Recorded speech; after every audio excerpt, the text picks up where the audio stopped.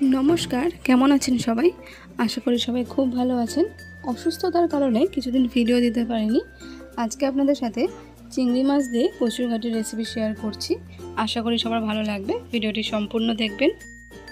কচুরঘাটি ভালো করে কেটে ছাড়িয়ে ধুয়ে নিয়েছি। তার সঙ্গে দুটো মাঝারি সাইজের আলু ডুমো করে কেটে নিয়েছি। কড়াই পরিমাণ মতো সরষের তেল দিয়ে তেল গরম হলে গ্যাসটা মিডিয়ামে রেখে সামান্য নুন হলুদ দিয়ে কচুরঘাটিগুলো ভেজে নিতে হবে।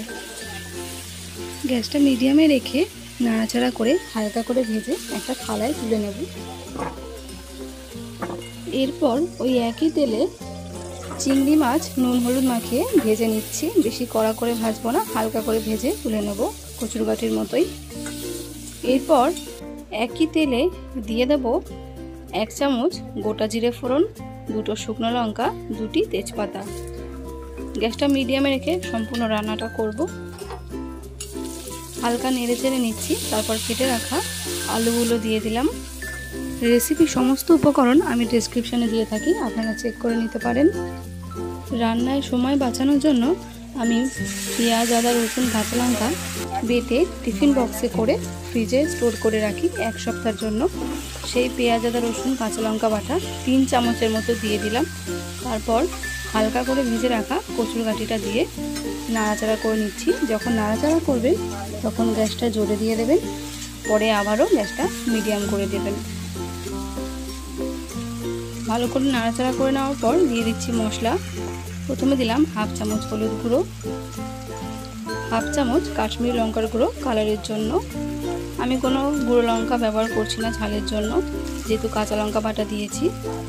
এরপর দিচ্ছি 1/2 চামচ চিনি, স্বাদ অনুসারে নুন, আর দিয়ে দেবো 1/2 চামচ জিরে গুঁড়ো। এবার ভালো করে কষিয়ে নেবার পালা। ভালো করে কষিয়ে নিতে হবে যতক্ষণ না তেল ছাড়ছে। যে কোনো রান্না যতক্ষণ কষাবেন টেস্ট কিন্তু তত ভালো আসবে। হাতে সময় নিয়ে ভালো করে কষিয়ে নিচ্ছি। আমাদের ফেসবুক পেজ শ্যামলী রান্নাঘর ফলো করতে ভুলবেন না, সেখানেও আমি নানা রকম রেসিপি দিয়ে থাকি। দেখুন কষানো হয়ে গেছে, আর দেখুন মাখো মাখো হয়ে এসছে, বেশ কালারটাও ভালো এসেছে। এরপর আমি ভেজে রাখা চিংড়ি মাছগুলো দিয়ে দিচ্ছি। আমি এখানে 3 থেকে 4 মিনিট মতো কষিয়ে নিয়েছিলাম। চিংড়ি মাছগুলো দিয়ে দেওয়ার পর একটা ছোট বাটিতে 1 গ্লাস পরিমাণ জল একটু গরম করে নেব। গরম করে নিলে তরকারিটা আরও স্বাদ ভালো হবে। গরম করা হয়ে গেছে, আমি গরম জলটা তরকারির উপরে দিয়ে দিচ্ছি। গ্যাসটা এবার জোরে রেখে নাড়াচাড়া করে ঢাকা দিয়ে রাখবো 5 মিনিটের মতো। যখনই ফুটে আসবে তখনই গ্যাসটা মিডিয়ামে করে দিতে হবে, নাহলে কিন্তু কচুরঘাটিগুলো সেদ্ধ হবে না। গ্যাসটা মিডিয়ামে রেখে 10 মিনিটের মতো ঢাকা দিয়ে রাখবেন। মাঝে মধ্যে একটু খুলে নাড়াচাড়া করে দেবেন। ঢাকা দেওয়ার পর দেখুন খুলেছি, সাইড দিয়ে কিন্তু তেল ছেড়ে দিয়েছে, আর কচুরঘাটিগুলোও বেশ ভালো সেদ্ধ হয়ে গেছে, ফুটতেও শুরু করে দিয়েছে। চিংড়ি মাছ দিয়ে কচুরঘাটি একদম তৈরি হয়ে গেছে।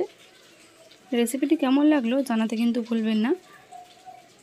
সকলে পাশে থাকবেন আর নিত্য নতুন রেসিপির জন্য। সকলে ভালো খান, সুস্থ থাকুন, আপনার দিনটি শুভ হোক। আবারও দেখা হবে অন্য কোনো রেসিপির সাথে। ধন্যবাদ।